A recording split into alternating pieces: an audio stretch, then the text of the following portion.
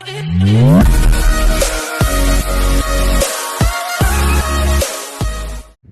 बच्चों, कैसे हैं आप सब। आज हम लोग पढ़ने जा रहे हैं process and bases of accounting. तो बच्चों, process and bases of accounting की बात यह है कि यहाँ दो टॉपिक है, एक प्रोसेस ऑफ अकाउंटिंग और दूसरा पढ़ेंगे हम लोग basis of accounting. Basis of accounting का न्यूमेरिकल कुछ करेंगे बच्चों, क्योंकि क्वेश्चन में आपके ऐसे डी के गोल वाले बुक में आपको 4 न्यूमेरिकल दिए हुए हैं, तो चारों में से 2 क्वेश्चन तो मैं आपको करा कर ही देने वाला हूँ आज। तो बच्चों, बेसिक तो आज पढ़ना ही पढ़ना है, हम लोग को बेसिक कवर करेंगे, साथ ही साथ इस चैप्टर का न्यूमेरिकल पोर्शन भी कवर करने वाले हैं। तो बच्चों, न्यूमेरिकल पढ़ के जाइएगा, एंड तक देख के जाइएगा, क्योंकि आजकल न्यूमेरिकल आने के चांसेस बढ़ गए। तो एक चीज़ बताओ, मान लो ये दुकानदार है, ये सेठ जी है और ये सेठ जी का स्टाफ है। कौन है बच्चा? सेठ जी का स्टाफ। ठीक, ये राम है, नहीं राम नहीं, नाम तो भगवान का नाम हो गया जी। ठीक, अरुण है, क्योंकि लड़ाई करवाने वाला था इसलिए नाम हटा दिया, क्योंकि राम जी पे वो नाम लड़ाई वाला सूट नहीं करता। ठीक है ना, पुरुषोत्तम जी है वो। ये सेठ जी हैं, सेठ जी और अरुण उनका सेल्समैन है। किसी बात पे इन दोनों के बीच में लड़ाई हो गई, जंग छिड़ गई, दोनों आपस में खूब मारपीट कर रहे हैं दोनों आपस में, खूब घुसिम खूब मारपीट है। इसको अकाउंट्स में लिखेंगे क्या आप? इसको अकाउंट्स में आप नहीं लिखेंगे। क्यों? क्यों बता रहा हूँ। ये है आपका कस्टमर, मान लीजिए राम, ये आए, बड़े अदब से इनसे 2 किलो चावल मांगा। ठीक, क्या मांगा? 2 किलो राइस, 2 केजी राइस, और बदले में चावल का जो भी रेट था 200 रुपया इन्होंने पे किया। यानी कस्टमर आया, चावल लिया और बदले में पैसा दिया। पैसा गया है भाई, पैसा गया है। ठीक, उल्टा एरो मार्क कर दिया हूँ, समझ जाइएगा। ठीक, चावल आया है और इन्होंने पैसा दिया। तो एक बात बताया, इसमें और इसमें क्या अंतर दिख रहा है आपको? वहाँ तो झगड़ा चल रहा है और यहाँ आदान प्रदान चल रहा है पैसे का और सामान का। गुड्स एंड सर्विसेज एक्सचेंज हो रहा है मनी के, इसमें है कि नहीं? गुड्स जा रहा है, पैसा आ रहा है। तो ये क्वान्टिटेटिव आइटम हो गया और ये हो गया क्वालिटेटिव आइटम। तो अकाउंट्स में कभी भी क्वालिटेटिव आइटम नहीं लिखा जाता। अगर मान लो सपोज डेट ये तो झगड़ा कर रहा है, मान लो ये प्यारा सा चेहरा है, अब ये इतना अच्छा स्टाफ है कि अपने मालिक का रोज सर दबा रहा है, पाँव दबा रहा है, किसी दिन मन किया गला भी दबा देगा। तो क्या इसको हम अकाउंट्स में लिख सकते हैं? नहीं, अकाउंट्स में नहीं लिख सकते, क्योंकि अकाउंट्स में लिखने के लिए आपको चाहिए सबसे पहले कि ट्रांजैक्शन जो है, जो इन दोनों के बीच में लेन देन है, वो हम मेजर कर सके मनी के टर्म्स में। तो यहाँ मनी के टर्म्स में मेजर कर पा रहे हैं, इसको हम लिखेंगे। तो अकाउंटिंग का पहला प्रोसेस क्या हुआ बच्चा, कि हमको ट्रांजैक्शन को आइडेंटिफाई करना है। क्या करना है? आइडेंटिफाई करना है, आइडेंटिफाइंग द ट्रांजैक्शन। क्या आइडेंटिफाई करना है कि भैया फाइनेंशियल नेचर का है कि नहीं, मनी में कन्वर्ट हो सकता है कि नहीं, मनी में एक्सप्रेस हो सकता है कि नहीं हो सकता है।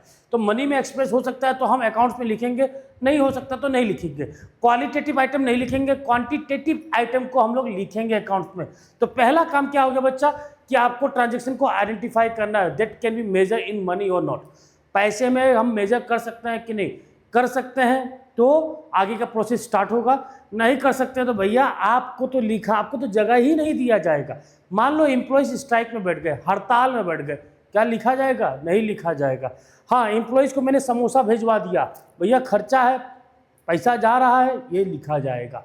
बात समझ में आया? चलिए, तो आइडेंटिफिकेशन और ट्रांजेक्शन में क्या है कि आपको सबसे पहले आइडेंटिफाई करना है ट्रांजेक्शन को, कि वो मनी में एक्सप्रेस हो सकता है कि नहीं हो सकता है। उसके बाद कुछ सोर्स ऑफ डॉक्यूमेंट हमको प्रिपेयर करने हैं। सोर्स ऑफ डॉक्यूमेंट क्या होता है? सोर्स ऑफ डॉक्यूमेंट, देखो सोर्स ऑफ डॉक्यूमेंट ना एक एविडेंस की तरह काम करता है। किसकी तरह काम करता है? एविडेंस की तरह। मान लो आपके पास अकाउंटेंट है, अकाउंटेंट बोल दिया ऐसा ऐसा मैं तेल भरवाया हूँ गाड़ी में 500 लीटर ट्रक में, क्या पता 400 भरवाया हो, 100 रुपया झूठ बोल रहा हो सकता है कि नहीं हो सकता है? तो आप बोलेंगे ना भैया बिल दिखा दो 500 लीटर का। मतलब हर एक चीज़ के लिए आपके पास सोर्स ऑफ डॉक्यूमेंट होना चाहिए, जो वो एक एविडेंस की तरह वर्क कर सके कि भैया ये काम हुआ है, इतने ही अमाउंट का हुआ है। अगर एविडेंस नहीं आपके पास तो इसका मतलब आपने घपला किया है। सामान खरीदा 500 का और खर्चा दिखाया 700 का, 200 रुपया आप अपने जेब में डाले, घर पे ले गए, बच्चों को खिलाए। चोरी का पैसा खिलाना बहुत हराम है बच्चा, ठीक है? तो चोरी नहीं करना चाहिए। इसलिए अकाउंट्स यही कहता है कॉमर्स में अकाउंट्स में यही सिखाया जाता है कि फ्रॉड नहीं होना चाहिए। ऐसा अकाउंटेंसी है कि फ्रॉड करोगे पकड़े जाओगे, ठीक है। करने वाले फिर भी कर लेते हैं, कुछ तो कुछ है महारथी, है कि नहीं। चलिए वो हम लोग का टॉपिक नहीं है। सोर्स ऑफ डॉक्यूमेंट की बात हो रही है। देखो सबसे पहले ये दिख रहा है आपको, कैश मेमो दिख रहा है, ये कैश मेमो, ये है आपका पहला source of document. Cash memo मतलब आप किसी दुकान में गए, किसी पर्टिकुलर दुकान में गए, वॉशिंग मशीन, फ्रिज, रेफ्रिजरेटर कुछ भी खरीदा और तुरंत इन हैंड उसको आपने कैश पकड़ा दिया। क्या पकड़ा दिया? कैश पकड़ा दिया। जब कैश पकड़ाया तो अगला आदमी आपको एक बिल देगा जिसको हम बोलते हैं कैश मेमो। कैश मेमो मतलब यहाँ कैश ट्रांजेक्शन हो चुका है। कैश मेमो का मतलब इट्स प्रूफ डेट कि कैश आ चुका है बच्चा। क्या आ चुका है? कैश आ चुका है। आपने सामान खरीदा, बदले में मैंने कैश मेमो, बदले में मैंने मतलब दुकानदार ने आपको कैश मेमो दे दिया। ये कैश मेमो, ये एक पहला सोर्स ऑफ डॉक्यूमेंट, ठीक। ये आपको देख रहा है यूनियन बैंक ऑफ इंडिया का पर्चा, इसको आप बांट लो। ऐसे ऐसे सीजर मार्किंग होता है ना, ऐसे ऐसे मार्किंग होता है कि नहीं होता है। यहाँ पे लिखा जाता है कि भैया 1000 का नोट तो है ही नहीं, 500 में, 500 का मैंने 10 नोट डाला, 100 का मैंने 20 नोट डाला, कितना कितना डाला और टोटल अमाउंट लिख देता 2 लाख रुपया मैं डिपॉजिट कर रहा हूँ।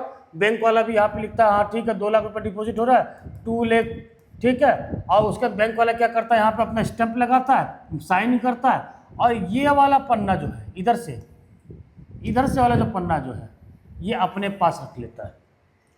पैसा लेता है, आपके खाते में डिपॉजिट करता है और इसमें से फाड़ के ये वाला सेक्शन जो है आपको दे देता है और ये वाला वो अपने पास रखते हैं। इसको हम बोलते हैं पे इन स्लिप। क्या बोलते हैं बच्चा? पे इन स्लिप। कहाँ लिखूँ? जगह तो दिखी नहीं, लिख देता है यहाँ पे, पे इन स्लिप, ठीक है। पहला डॉक्यूमेंट क्या दिखा आपको? Cash memo. दूसरा क्या दिखा? पे इन स्लिप। और पे इन स्लिप का यूज़ बहुत ज़्यादा आजकल, जैसे चंदा वंदा लेने के लिए आता है ना सब, तो उनके पास एक बुक होता है। अभी गणपति बाबा जी का मूर्ति रखाया था, बहुत लोग चंदा लेने आए, अब दशहरा है फिर चंदा लेने आएंगे, तो वो भी पे इन स्लिप ही होता है।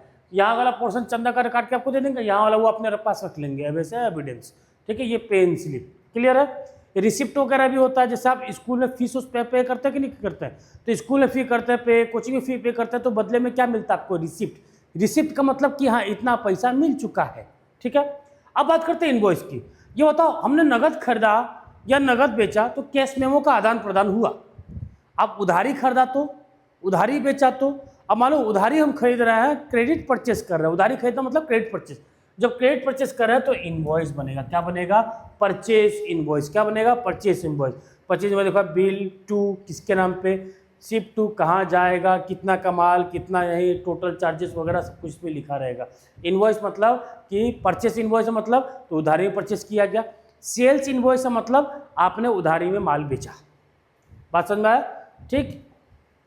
पे इन स्लिप, परचेस इनवॉइस, फोर्थ आ गया आपका सेल्स इनवॉइस, ठीक। रिसिप्ट की बात किया था मैं, ठीक है।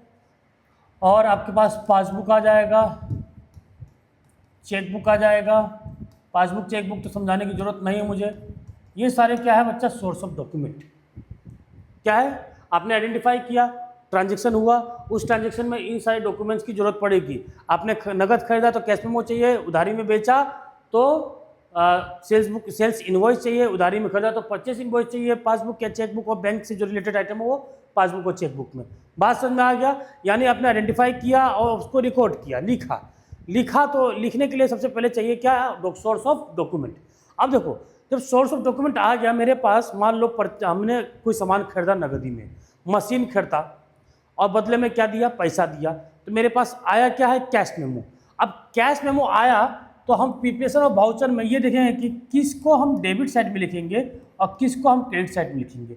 Second step preparation of voucher ये बताता है कि जो भी सोर्स ऑफ डॉक्यूमेंट है मेरे पास, इसके थ्रू हम आइटम को किसको डेबिट साइड में लिखेंगे, किसको क्रेडिट साइड में लिखेंगे, जो कि हमने जनरल एंट्रीज में सीखा है। फिलहाल जनरल एंट्रीज तो मैंने पहले ही आप लोगों को पढ़ा रखा, तो जनरल एंट्रीज तो आप देख रहे हैं। अगर मशीन ही हमने खरीदा है, मशीन आया है, कैश गया है, तो क्या होता है? Machine account debit to cash account, होता है कि नहीं होता है? जो बच्चे पहली बार पढ़ रहे हैं, अगर जनरल एंट्रीज नहीं पढ़े तो उनको समझ में नहीं आएगा, लेकिन जिस दिन आप जनरल एंट्रीज पढ़ लोगे, मेरी जो बातें हैं वो आपको समझ में आ जाएगी, क्योंकि थियोरेटिकल नॉलेज है, प्रैक्टिकल बेस्ड है। तो प्रैक्टिकल चीज़ अगर आपने पहले कर रखा तो ये चीज़ और अच्छे से समझ में आ रहा होगा, नहीं किया होगा तो बाद में जब करेंगे तब समझ में आ जाएगा। ठीक है। बात समझा। तो प्रिपरेशन ऑफ वाउचर में क्या है, हर बिजनेसमैन अपना सेपरेट सेपरेट वाउचर बनाता है, अपने दुकान के नाम से वाउचर बनाता है, ठीक, अपनी दुकान के नाम से। और इन सोर्स ऑफ डॉक्यूमेंट के थ्रू वो आइटम्स को डेबिट साइड में और क्रेडिट साइड में कैटेगराइज करता है, किसको डेबिट में लिखे, किसको क्रेडिट में लिखा जाए। और कभी कभी ये वाउचर जो है ना, ये सेपरेट वाउचर्स जो है, हर दुकान के जो अलग अलग वाउचर्स है, ये भी एक एविडेंस की तरह काम करता है। किस में, जब वो पेटी एक्सपेंसेस करता है। और ये पेटी एक्सपेंसेस क्या है, ठीक है, पेटी एक्सपेंसेस मतलब छोटे मोटे खर्चे। अब चाय, समोसा, साबुन खरीदा, पेंसिल खरीदा, इरेजर खरीदा, रबर खरीदा, ठीक, स्टेशनरी के खर्चे, ठीक है, वेजेस वगैरह, कैरियज हो 100 रुपया 200 रुपया का, ये सब पेटी एक्सपेंसेस, छोटे मोटे खर्चे। तो छोटे मोटे खर्चे के लिए वाउचर भी एज एविडेंस वर्क करता है, as evidence, source of document और एज एविडेंस वर्क करता ही करता है। लेकिन पेटी एक्सपेंसेस के लिए बाकी कोई डॉक्यूमेंट है नहीं, क्योंकि अब समोसा के लिए कहाँ से बिल मिलेगा भाई, मिलेगा, कोई समोसा वाला आपको बिल देगा, देगा क्या, नहीं देगा, ठीक। तो वाउचर ऐसे एविडेंस उसके लिए काम करता है। क्लियर। अब प्रिपरेशन ऑफ वाउचर हो गया, वाउचर में पता चल गया कि किसको डेबिट में लिखना और किसको क्रेडिट में लिखना, आप जान गए।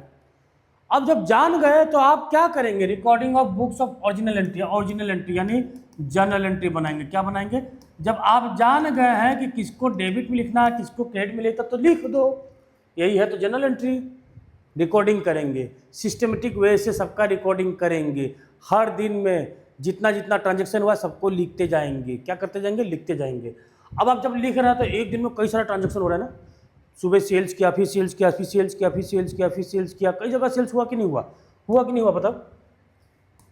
सेल्स हुआ, ठीक, फिर परचेज हुआ, फिर सेल्स हुआ, फिर मशीन खरीदा, है कि मशीन परचेज किया, ऐसे कई सारे ट्रांजैक्शन होंगे दिन भर में, महीने भर में कई सारे ट्रांजैक्शन होंगे, होंगे कि नहीं होंगे, कई खाता बढ़ गया होगा। ये पहले चैप्टर में पढ़ाया गया था आपको।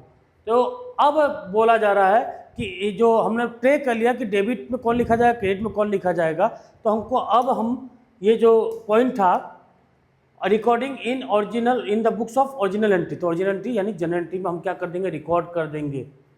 सेल हुआ सेल, परचेज हुआ परचेज कर देंगे, कोई दिक्कत। अब करने के बाद इन सबका लेजर अकाउंट बनेगा। क्या बनेगा, लेजर अकाउंट, ठीक है, क्या बनेगा, लेजर अकाउंट। क्योंकि खाता तो एक दिन में अगर 2 पेज मेरा भर रहा है तो 30 दिन में कितना पेज हो रहा होगा, 60 पेज। तो क्या ये पॉसिबल है, 60 पेज जिसका हो चुका है, पेजेस हो चुका है, अब मैं बोलूँ कि भैया 60 पेज में खोजो टोटल सेल्स कितना है, हमको निकाल के बताओ, पसीने आ जाएंगे। फिर बोलूँगा सेल्स निकालिए, चलो निकाल भी लिया, तो मैं बोला ऐसा बच्चा जल्दी बताओ टोटल परचेज कितना है, 60 पेज, 1 2 3, हाँ, पागल हो जाओगा भाई, नहीं हो पाएगा। पॉसिबल है, बिल्कुल पॉसिबल नहीं है। तो कहा जाता है कि जब आप जनरल एंट्री बना लिए, जनरल एंट्री बनाने के बाद लेजर बनाओ, यानी सबका सेपरेट सेपरेट अकाउंट बनाओ, सबका अलग अलग घर बना दो। टी सेप अकाउंट बनता है इस टाइप का, इधर डेबिट लिखा जाता है, इधर क्रेडिट लिखा जाता है। कैश बुक पढ़ा होगा तो आपको समझ में आ गया होगा, अकाउंटिंग क्वेश्चन पढ़ा होगा तब भी आपको समझ में आ रहा होगा। तो मान लो यहाँ कैश अकाउंट आ गया, तो जो पैसा आ रहा है इधर लिखो, जो पैसा जा रहा है इधर लिखो। अब आपको कैश की जानकारी चाहिए, कैश बुक खोल लो, सेल्स की चाहिए, सेल्स का अकाउंट खोल लो। बात समझ में आया कि नहीं आया। परचेस का चाहिए, परचेस का अकाउंट खोल लो, आपको पूरा का पूरा डिटेल मिल जाएगा। वो 1 पेज 2 पेज 3 पेज 4 पेज पलटने की जरूरत नहीं है, क्योंकि आप रिकॉर्डिंग करते करते साथ ही साथ क्या बना दिया उनका, लेजर, यानी सबका सेपरेट सेपरेट अकाउंट बना दिया। बात समझ में आया, कोई दिक्कत। पोस्टिंग टू लेजर, लेजर में पोस्टिंग होने के बाद, ठीक, सबके बैलेंसेस आए होंगे ना, सबके क्या होंगे, बैलेंसेस आए होंगे कि नहीं होंगे, कि कैश में मेरे पास 10,000 पड़ा है, सेल्स मेरा 20,000 का हुआ है, परचेस 10,000 का हुआ, इस टाइप के बैलेंसेस आए होंगे। ये सारे बैलेंसेस उठा के ना हमको ट्रायल बैलेंस में लिखना होता है। कहाँ लिखना होता है, ट्रायल बैलेंस में। ट्रायल बैलेंस हम लोग सीखेंगे, ठीक है, ट्रायल बैलेंस में। ट्रायल बैलेंस इस टाइप का होता है, इधर डेबिट लिखा जाता है, इधर क्रेडिट लिखा जाता है।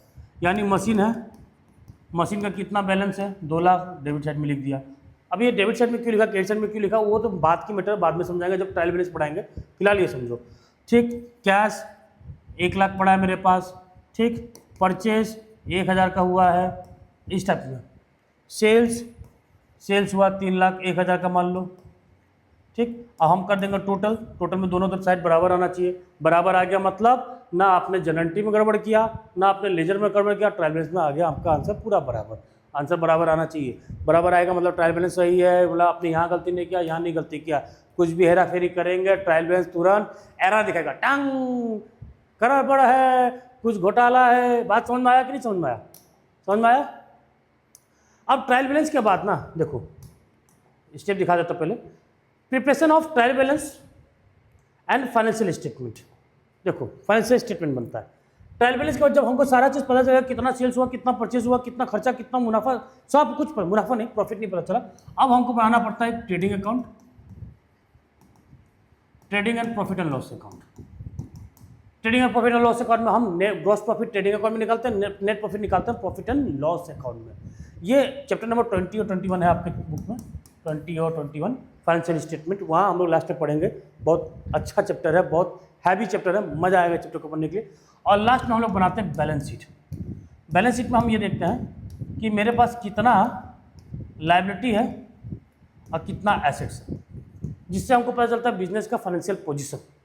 ठीक, बिजनेस मजबूत है कि नहीं, आपका फाइनेंशियल पोजीशन कैसे पता चलेगा? कोरोना में भूखे मरे थे आप? नहीं ना, खा रहे थे ना, पापा घर बैठे थे तब भी खा रहे थे ना, क्या इससे? पापा ने बैंक बैलेंस उतना बना के रखा था, आराम से बैठे थे तब भी घर पर रोज चाय समोसा पकौड़ी फलाना ठिकाना बन रहा था, ढोकला इडली शर्मा सब बन रहा था। लेकिन जिसका फाइनेंशियल कंडीशन खराब था वो बेचारा क्या कर रहा था, वो केरल से पैदल चल के आ रहा था। फाइनेंशियल कंडीशन ठीक ना, बैकग्राउंड में पैसा नहीं था उनके पास। बात समझ में आया? तो बैलेंस शीट भी उस कंपनी का, उस ऑर्गेनाइजेशन का, उस फर्म का फाइनेंशियल पोजीशन बताता है। ट्रायल बैलेंस और प्रॉफिट एंड लॉस अकाउंट में नेट प्रॉफिट निकल के आता है बच्चा। प्रॉफिट एंड लॉस अकाउंट में नेट प्रॉफिट निकल के आता है, कितना प्रॉफिटेबिलिटी है बिजनेस का वो पता चलता है। तो ये स्टेप थे, पहला आइडेंटिफिकेशन ऑफ ट्रांजेक्शन, उसके बाद preparation of voucher, recording in books of original entry, posting to ledger, last में preparation of trial balance and financial statement. बात समझ में आया? चलिए अब हम लोग, ये तो था आपका प्रोसेस ऑफ अकाउंटिंग। तो बच्चा ये प्रोसेस का मैंने डेफिनेशन लिखा हुआ नहीं है, कृपया अपने बुक से सजेस्ट कर लीजिएगा, देख लीजिएगा, समझाना काम था समझा दिया हूँ। अब हम लोग चलते हैं बेसिस ऑफ अकाउंटिंग। देखो ना, cash basis and accrual basis accounting.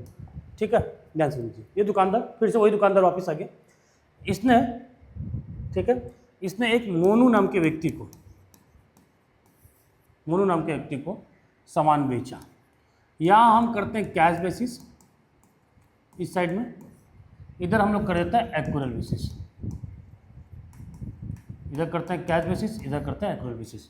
ठीक, मोनू नाम के आदमी को सामान सेल्स किया। क्या किया? सेल्स किया।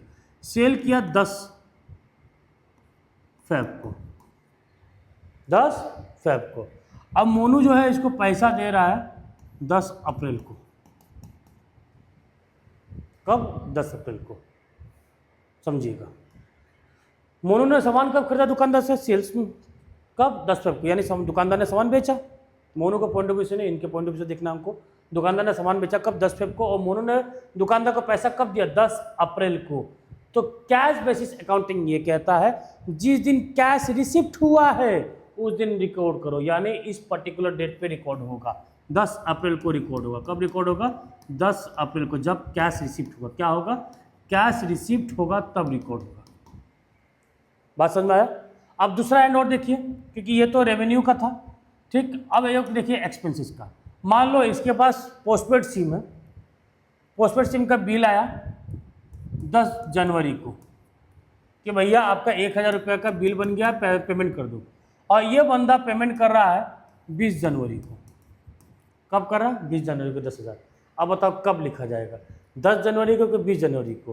भाई 20 जनवरी को। जिस दिन कैश पेमेंट होगा उस दिन लिखा जाएगा। जिस दिन कैश पेमेंट होगा उस दिन लिखा जाएगा। बात समझ में आया? यानी कैश बेसिस अकाउंटिंग मतलब जिस दिन पैसा आ रहा उस दिन लिखो, जिस दिन पैसा जा रहा उस दिन लिखो। कब सामान बेचा है या खर्चा हुआ उससे मतलब नहीं है, पैसा के आने और पैसे के जाने से मतलब है। बात समझ में आ गया यहाँ तक? कोई दिक्कत? अब चलते हैं एक्रूअल बेसिस अकाउंटिंग में। अब इसी चीज़ को यहाँ फिर दोबारा आ गया सोनू को सामान बेचा, इसने सेल्स किया। सेम पकड़ लेते हैं हम लोग 10 फ़रवरी को। अब सोनू ने पैसा दिया कब? 10 अप्रैल को। एक्रूअल बेसिस ये कहता है भैया जिस दिन आपने सामान बेचा है, जिस दिन सामान बेचा है उसी दिन आप रिकॉर्ड कर लो, उसी दिन मान लो कि रेवेन्यू जनरेट हो चुका है, उसी दिन मान लो रेवेन्यू जनरेट। अब रेवेन्यू क्या होता है बच्चा, बता देता हूँ फिलहाल। रेवेन्यू और इनकम में डिफरेंस बता देता हूँ। बहुत बच्चे कंफ्यूज होते हैं कि सर रेवेन्यू क्या होता है और इनकम क्या होता है। हालांकि सेकंड चैप्टर में मैंने पढ़ा रखा था। भैया ये पेन है, मान लो मैं दुकानदार हूँ, मान लो मैं आपको ये पेन बेच रहा हूँ, मान लो आप हमको 10 रुपया दे रहे हैं, मान लो, ठीक, बहुत ज़्यादा मान लो हो गया, तो 10 रुपया रेवेन्यू है। 10 रुपया क्या है, रेवेन्यू। पेन आपको बेचा, आपने 10 रुपया मुझे दिया, मेरे पास कितना आया, 10 रुपया। जब 10 रुपया मेरे पास आया तो 10 रुपया मेरे लिए क्या आया, रेवेन्यू। क्या ये पेन मैं फ्री में लाया हूँ कहीं से? नहीं ना, मैं भी खरीद के लाया हूँ कहीं से। अब कहीं से भी खरीद के लाया हूँ तो खरीदने में कुछ तो खर्चा लगा होगा, मान लो 6 रुपया खर्चा लगा, तो रेवेन्यू का एक्सपेंसेस से आपने माइनस कर दिया, जो बचा वो है इनकम, जो बचा वो है इनकम। भैया इनकम बस एक पेन की बात हो रही है, अगर वही total revenue minus total expenses होता, ठीक है, अरे मच्छर भी आ रहा है मेरे पास पढ़ने के लिए, तो total revenue minus total expenses होता तो यहाँ पे आ जाता आपका प्रॉफिट। क्या आ जाता है, प्रॉफिट। एक पेन बेचा तो revenue income income income income sorry, ठीक है, इनकम। लेकिन वही 10 पेन मेरे पास था, मैंने 10 पेन बेच दिया, तो 10 पेन का टोटल रेवेन्यू कितना होगा, 10 × 10 कर दो, कितना होगा, 100 रुपया, और कितना होगा 60 रुपया, यानी प्रॉफिट कितना हो गया, 40 रुपये। बात समझ में आया? तो रेवेन्यू समझ में आ गया, क्लियर। तो भैया यहाँ पे साफ साफ बोला जा रहा है एक्यूरेट बेसिस ऑफ अकाउंटिंग को कि कैश रिसिप्ट हुआ नहीं हुआ, मतलब नहीं है। कैश इज रिसीव्ड और नॉट रिसीव्ड, उससे मतलब नहीं है। कैश इज रिसीव्ड और not received, immaterial not received, ठीक है, उससे मतलब नहीं है। हम उसी दिन रेवेन्यू जनरेट कर लेंगे, हम उसी दिन रेवेन्यू जनरेट कर लेंगे जिस दिन एक्चुअली में सेल्स हुआ, एक्चुअली में सेल्स वाज मेड। जिस दिन सेल्स हुआ उसी दिन हम मान लेंगे कि रेवेन्यू जनरेट हो चुका है। बात समझ में आ गया बच्चा पार्टी यहाँ तक क्लियर, कोई दिक्कत, टेंशन फ्री, बात समझ में आ गया। यानी हम इनकम रेवेन्यू कब जनरेट मान लेंगे, जिस दिन सामान हमने बेचा। पैसा भले किसी दिन भी आ रहा हो उससे मतलब नहीं है, ठीक है। और अगर यही सेम चीज़ अगर बिल की बात की जाए, एक्सपेंसेस की बात की जाए, एक्सपेंसेस जिस दिन ऑकर्ड हो रहा है उसी दिन माना जाएगा। मान लो एक्सपेंसेस वही बिल आ गया, पोस्टपेड बिल आ गया। कब आया था पोस्टपेड बिल? पोस्टपेड बिल कब आया था यहाँ पे, 10 जनवरी को। 10 जनवरी को हमने पेमेंट कब किया, 20 जनवरी को, ठीक है। तो भैया जिस दिन खर्चा का आ गया भैया कि 10 जनवरी को है, आपने पैसा पेमेंट किया नहीं किया, 10 जनवरी को ही हम मान लेंगे कि मेरा एक्सपेंस हो चुका, मैं अपने खाते में खर्चा लिख लूँगा। 20 जनवरी को भले मैं पैसा दे रहा हूँ उससे मतलब नहीं है। तो सिंपल सी बात है, कैश बेसिस में हम बस कैश ट्रांजैक्शन लिखेंगे, क्रेडिट बेसिस में हम cash as well as credit transaction लिखेंगे, मतलब नकदी और उधारी दोनों लिखेंगे, यहाँ बस नकदी लिखेंगे। तो ये बताइए आप कमेंट करके कि कौन सा बेहतरीन है, कैश बेसिस की एक्चुअल बेसिस। हालांकि मैं फिर भी बता देता हूँ, हाँ सब बिजनेस इसको लेके चलते हैं, क्योंकि इसमें सारा डेटा तो है नहीं, बस जितना आ रहा है वही है, जितना जा रहा है वही है, इसमें सब है। जितना आ रहा है वो भी है, जितना नहीं आया वो भी है, जितना जा रहा है वो भी है, जितना नहीं गया वो भी है। भैया सारा अप्रोप्रिएट इन्फॉर्मेशन यहाँ पे है, ठीक है। अब एक चीज़ ध्यान रखिएगा, न्यूमेरिकल करते समय आपको दिक्कत होगा, ध्यान दीजिएगा, ठीक है। ध्यान ये दीजिएगा कि एक्यूरेट बेसिस में यहाँ जब कैश आ रहा है या जब कैश जा रहा है तब रिकॉर्ड कर दो, नो मैटर वो कब का पैसा है। रिकॉर्ड का स्पेलिंग ठीक है ना? नहीं है ये भाई, रिकॉर्ड का स्पेलिंग गड़बड़ है, हमें भूलते पाछी। रिकॉर्ड मतलब जिस दिन पैसा आ रहा है, जिस दिन पैसा जा रहा है, हमको मतलब नहीं है कब का है, लिख दो। मतलब नहीं है कब का, मतलब पिछले साल का, अगले साल का, कोई मतलब नहीं है। पैसा आया लिखो, पैसा गया लिख दो। लेकिन एक्यूरेट बेसिस ये कहता है कि जिस भी साल का हम अकाउंटिंग कर रहे हैं, मान लो अकाउंटिंग कर रहे हैं 2020 और 21 का, तो जो भी खर्चा है उसी साल का होना चाहिए, जो भी रेवेन्यू है, इनकम है, जो भी है वो भी उसी साल का होना चाहिए, किसी और ईयर का नहीं होना चाहिए, पर्टिकुलरली उसी ईयर का होना चाहिए। अगर खर्चे में ऐसा खर्चा जुड़ा है जो नेक्स्ट ईयर का है, मान लो होता है ना प्रीपेड एक्सपेंसेस, इंश्योरेंस का पेमेंट हमने पहले ही कर दिया, ऐसा होता है कि नहीं होता है? आपने जनरल टेस्ट वगैरह किया तो आप लोग को बहुत अच्छे से ध्यान में होगा कि कभी कभी हम लोग क्या करते हैं, इंश्योरेंस प्रीपेड कर देते हैं।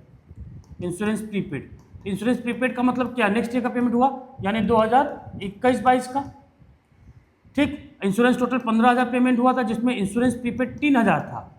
तो इस साल का खर्चा कितना है, इस साल को हम जोड़ेंगे कितना खर्चा, 12,000। 15,000 नहीं जोड़ेंगे, क्योंकि 15,000 में से 3,000 तो अगले साल का प्रीपेड है, तो भैया उसको हटाओ, तो जल्दी हटाओ, वो उस साल का खर्चा है, हमको इसी का खर्चा चाहिए। और मान लो कोई इनकम आ गया, इनकम रिसीव इन एडवांस, मान लो कोई इनकम आ गया रिसीव इन एडवांस, ठीक है। तो इस साल इनकम आया था 1 लाख रुपया, इस साल की बात हो रही है, इनकम आया 1 लाख रुपया, जिसमें बोला कि 10,000 इनकम रिसीव इन एडवांस है, इनकम रिसीव्ड इन एडवांस। भैया ये 1 लाख रुपया आया है 2020-21 में, 20 और 21 में। ये इनकम रिसीव एडवांस बोला गया 10,000 है, तो ये कब का है? 2021-22 का। तो ये बताओ 20-21 का इनकम है कितना? 20-21 का इनकम है 90,000। बात समझ में आया? उस साल का इनकम है ना, हटाओ, हमको इसी साल का इनकम चाहिए, इसी साल का खर्चा चाहिए। वो कैश में हुआ है, उधारी में हुआ है, उससे मतलब नहीं है। उधारी वाला भी लिखो, कैश वाला भी लिखो, लेकिन जो भी खर्चा, जो भी रेवेन्यू, जो भी इनकम है वो इसी साल का होना चाहिए। अगले साल वाले चीज़ को हटा दो। क्या कर दो बच्चा? हटा दो, धीरे से साइड कर दो। क्लियर है? बात समझ में आ गई? क्योंकि अभी न्यूमेरिकल करेंगे, ठीक है। नहीं समझ में आएगा तो वहाँ कन्फ्यूजन पैदा हो जाएगा, ठीक है। क्लियर है? तो बच्चा देखो भाई, समझाने का काम मेरा है, समझ रहा है आप कि नहीं? प्लीज़ कमेंट भी करके बताइए कीजिए कि सर समझ में आ रहा है कि नहीं आ रहा। फिलहाल कैश बेसिस अच्छा है, इसका भी डेफिनेशन लिखा हुआ था, चलो दिखाई देता हूँ एक बार। Cash basis, under this basis, अरे भाई बड़ा बदमाश है। Under this basis incomes are not recorded unless they are receive in cash. Income तब तक नहीं लिखा जाता जब तक कैश में रिसीव ना हो जाए। सिमिलरली उसी तरह एक्सपेंस भी रिकॉर्ड नहीं होता है जब तक एक्सपेंसेस को हम कैश में पे नहीं कर देते। In other word, credit transaction are not recorded at all. Credit transaction को लिखा नहीं जाता है और उसको इग्नोर कर दिया जाता है till cash is actually receive और पेड फॉर देम। जब तक कैश एक्चुअली मिल ना जाए, कैश जब तक हमने पे नहीं कर दिया हो। दस profit is merely the excess of actual cash received in respect of sale of good and other income over actual payment in respect of purchase and good, expense on wages, salary, rent, extra। बस बात समझ में आया? तो ये basically कहाँ useful है? Professional, जैसे लॉयर के पास जाएंगे तो पैसा देंगे, काम करेगा। डॉक्टर पहला पैसा जमा करो, पहले तो हमारे एडमिट करना, पहले पैसा जमा करो तब ऑपरेशन होगा। चार्टर्ड अकाउंटेंट आया ना भाई, कॉमर्स वाला, ठीक है। कॉमर्स वालों का नाम भी रहता है हर जगह, ठीक है। अब एक्रुअल बेसिस अकाउंटिंग, यहाँ पे भैया साफ साफ आता है, income are recorded when they are earn और एक्रूड। इनकम अर्न हो गया तो लिखा जाता है, एक्रूड है तब भी लिखा जाता है। एक्रूड का मतलब क्या होता है? Income earn but not receive. Income earn but not receive, मैं कमा तो लिया हूँ लेकिन मुझे पैसा नहीं मिला, इसको हम बोलते हैं accrued. Irrespective of fact whether cash is received और नॉट, कैश मिला नहीं मिला उससे मतलब नहीं है, लिख दो। Sales made on credit will be included, sales हुआ है उधारी में, क्रेडिट मतलब उधारी में, लिखो in the total sales of the period. Similarly expense भी रिकॉर्ड होगा when they are incurred, expense भी तभी रिकॉर्ड होगा जब वो हुआ है। अब पैसा दिया कि नहीं दिया उससे मतलब नहीं है, पैसा दिया कि नहीं दिया उससे मतलब नहीं है। बात समझ में आया? ये कंपनीज एक्ट 2013 के अंदर आता है, ध्यान दीजिएगा, बाकी चीज़ पढ़ लीजिएगा आप लोग। बात समझ में आ गया? चलिए कुछ डिफरेंस पढ़ लेते हैं इन दोनों के बीच में क्या क्या है।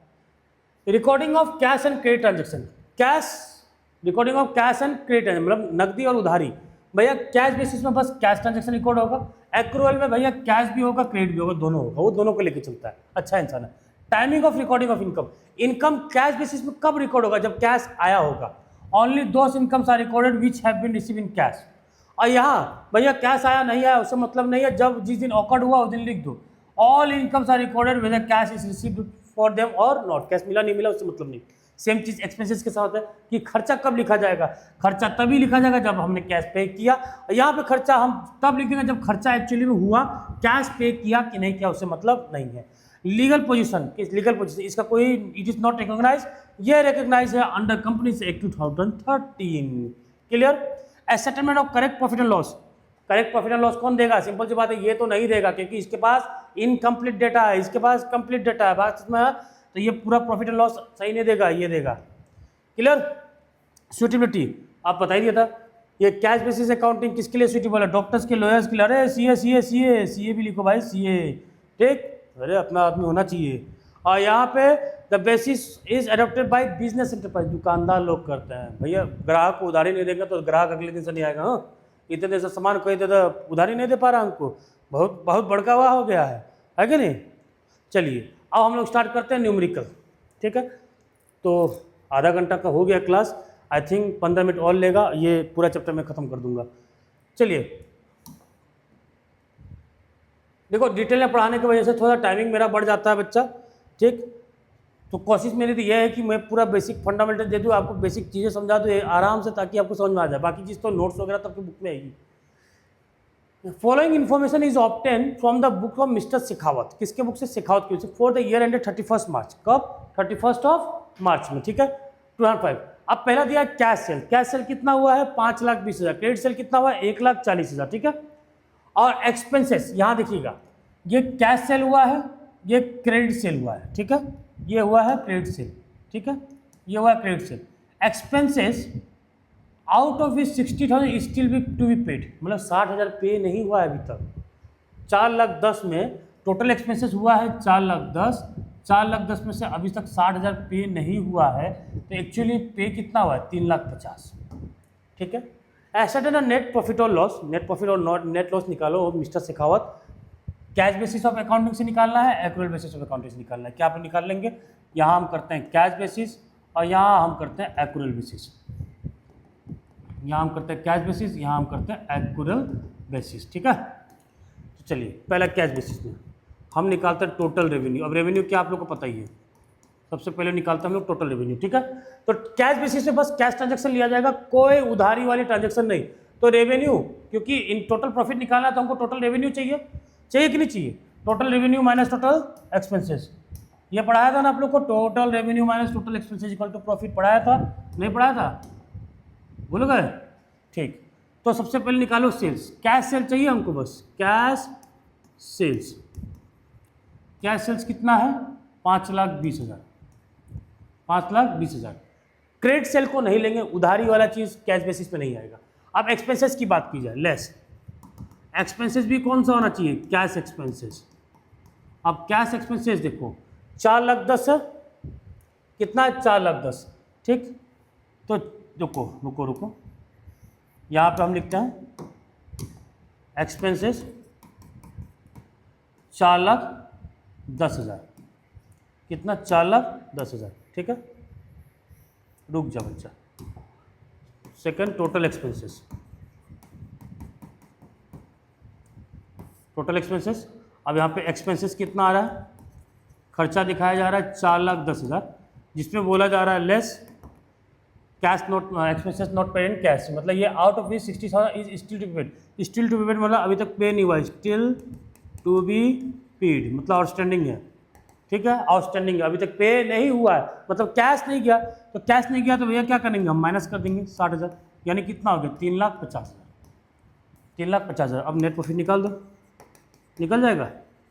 रेवेन्यू माइनस एक्सपेंसेस, 5,20,000 में से 3,50,000 माइनस कर दो, 1,70,000 आ रहा है। देखो आ रहा है 1,70,000, यानी नेट प्रॉफिट कितना आ गया कैश बेसिस अकाउंटिंग में? 1,70,000। बात समझ में आ गया? अब आ जाओ एक्रूअल बेसिस में।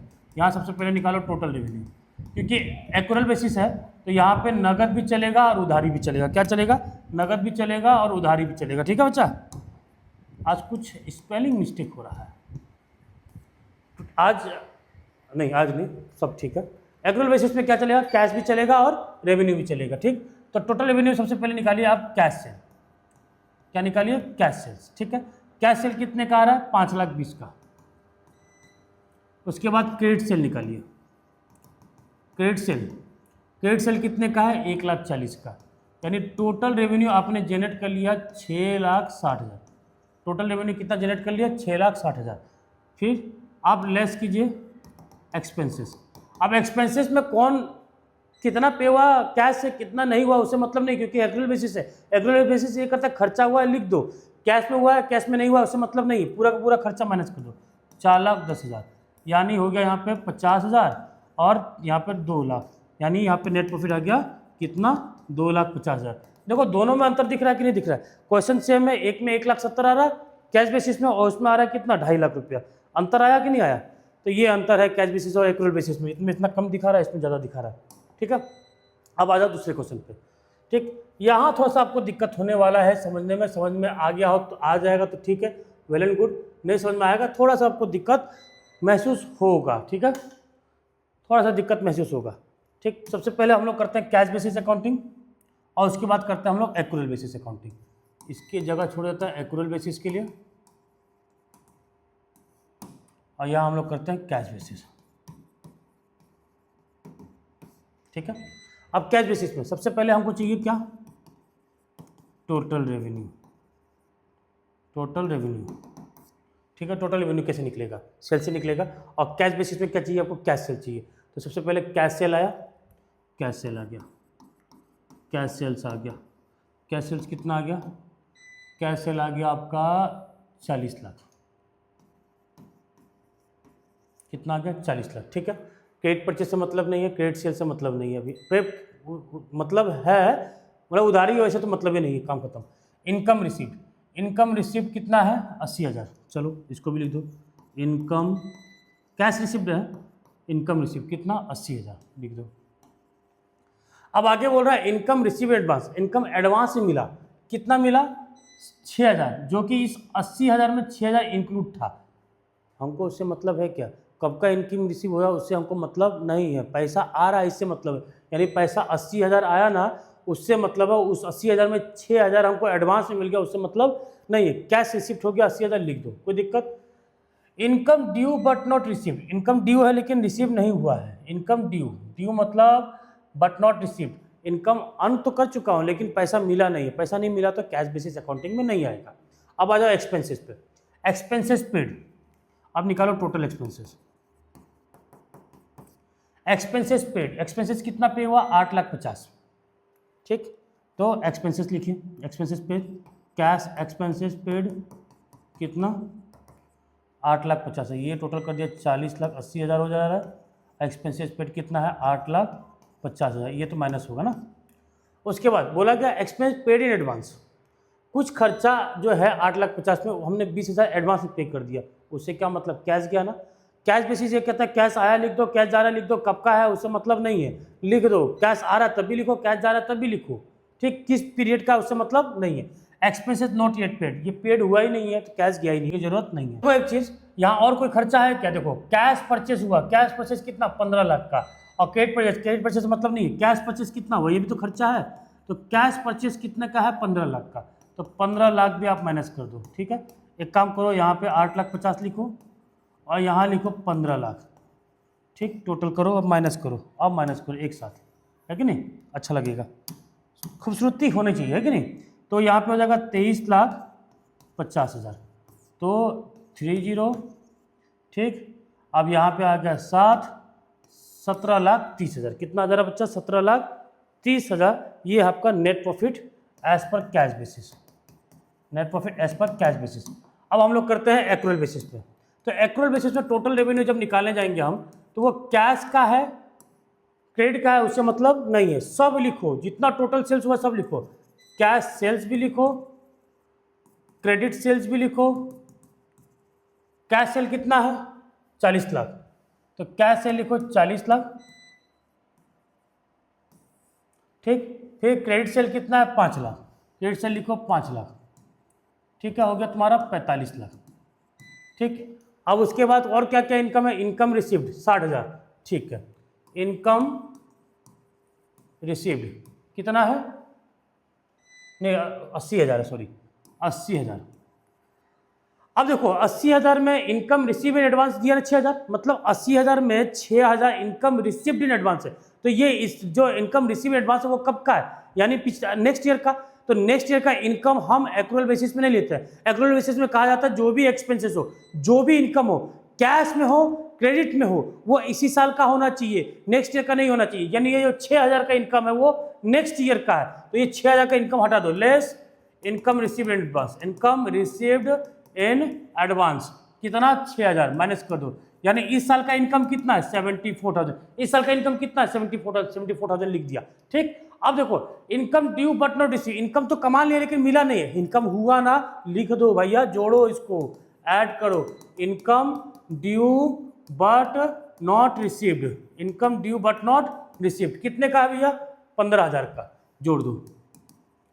ठीक, ऐड करो 89,000, यानी टोटल रेवेन्यू कितना आ रहा है, 45,89,000।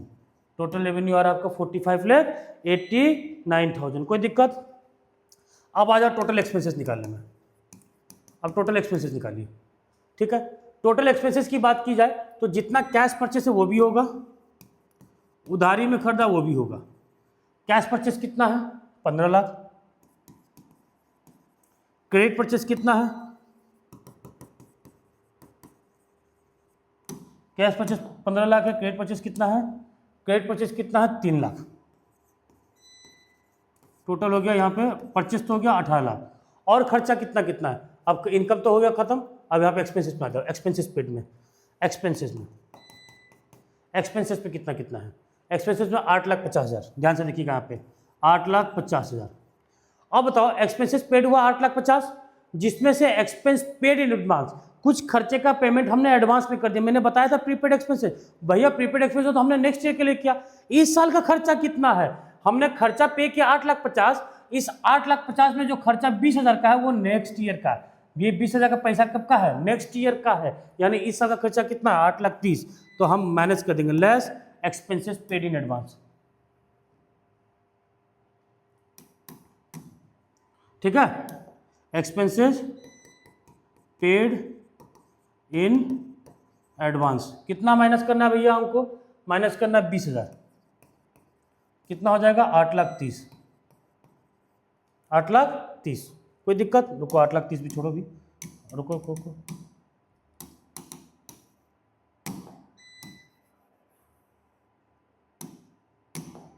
8,30,000, ठीक है 8,30,000, ठीक।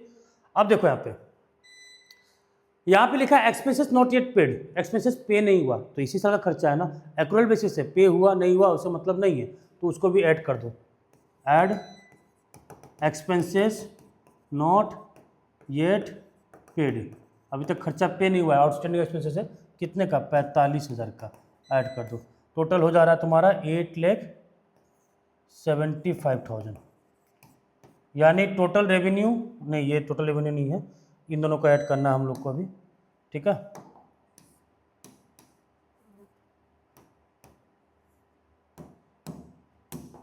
कितना हो जाएगा 26,75,000। 18 लाख का परचेस था टोटल और खर्चा हो गया 8,75,000 का, यानी टोटल खर्चा हो रहा है 26,75,000। टोटल खर्चा कितने का हो रहा है 26,75,000। अब 26,75,000 और ये टोटल रेवेन्यू, ये टोटल रेवेन्यू है आपका, ये टोटल रेवेन्यू है और ये टोटल एक्सपेंसेस है, माइनस कर दो कितना आ रहा है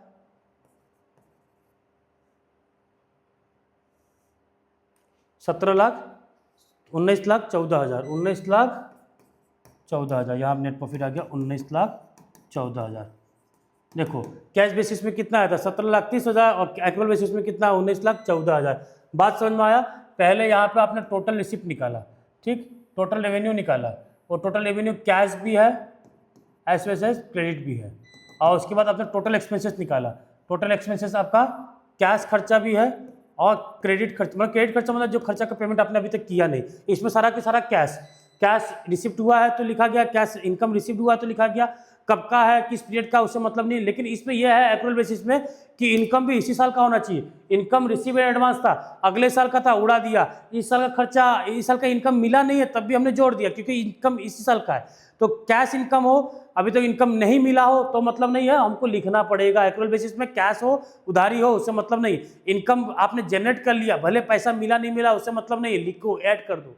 लेकिन ऐसा कोई इनकम जो नेक्स्ट ईयर का हमको इस साल मिल गया उसको हटा दो। जैसे खर्चे में भी यहाँ 20,000 आपने हटा दिया क्योंकि खर्चा आपने प्रीपेड किया था, अगले साल का पेमेंट इस साल कर दिया था, तो इस साल का खर्चा कितना वो निकालो। और ये एक्सपेंसेस नॉट येट पेड इसी साल का खर्चा था जो अभी तक आपने पेमेंट नहीं किया था, इसी साल का खर्चा जो अभी तक आपने पेमेंट नहीं किया था, तो हमने उसको भी क्या कर दिया, ऐड कर दिया। बात समझ में आया कि नहीं बच्चों? आई होप आप लोग को समझ में आ गया होगा कि नहीं समझ में आया। मैं फिर से एक बार रिपीट कर दूंगा, आप लोग को रिपीट ये कर रहा हूँ।